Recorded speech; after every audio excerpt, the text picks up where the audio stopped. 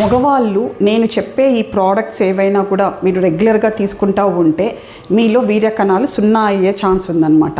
నమస్తే, నేను మీ డాక్టర్ పద్మలత యారాసి, మాతృత్వ ఫర్టిలిటీ సెంటర్ ప్రొద్దుటూరు. ఫస్ట్ వచ్చేసి ఆల్కహాల్ అండి. ఆల్కహాల్ తీసుకోవడం వల్ల టెస్టోస్టిరాన్ ప్రొడక్షన్ తగ్గిపోతుంది అనమాట. దానివల్ల స్పర్మ్ క్వాలిటీ తగ్గిపోతుంది, క్వాంటిటీ తగ్గిపోతుంది, మార్ఫాలజీలో చేంజెస్ వస్తాయి, అన్ని ప్రాబ్లమ్స్ వస్తాయి. సెకండ్ వచ్చేసి high sugar intake.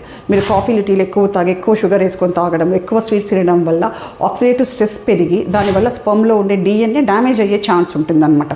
Third thing వచ్చేసి high fat dairy products.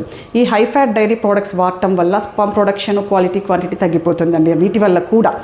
Fourth వచ్చేసి బాగా వేపి ప్యాక్ చేసి ఉండే పదార్థాలు అనమాట. అంటే మనం ప్యాక్ చేసి ఉంటారు కదా, అన్ని ప్యాకెట్స్లో అమ్ముతూ ఉంటారు ఆ పదార్థాలు. వాటిల్లో ఏమవుతుందంటే దాంట్లో ట్రాన్స్ ఫ్యాట్ అనేది ఎక్కువగా ఉంటుంది. ఈ ట్రాన్స్ ఫ్యాట్ వల్ల మనకి స్పర్మ్ క్వాలిటీ క్వాంటిటీ తగ్గిపోతుంది. సో మీరు కానీ పిల్లల కోసం ప్రయత్నిస్తూ ఉంటే ఇవన్నీ కూడా అవాయిడ్ చేయగలిగితే స్పర్మ్ క్వాలిటీ క్వాంటిటీ అంతా బాగా ఇంప్రూవ్ అయ్యి ఫర్టిలిటీ పెరిగే ఛాన్సెస్ ఉంటాయన్నమాట. Thank you.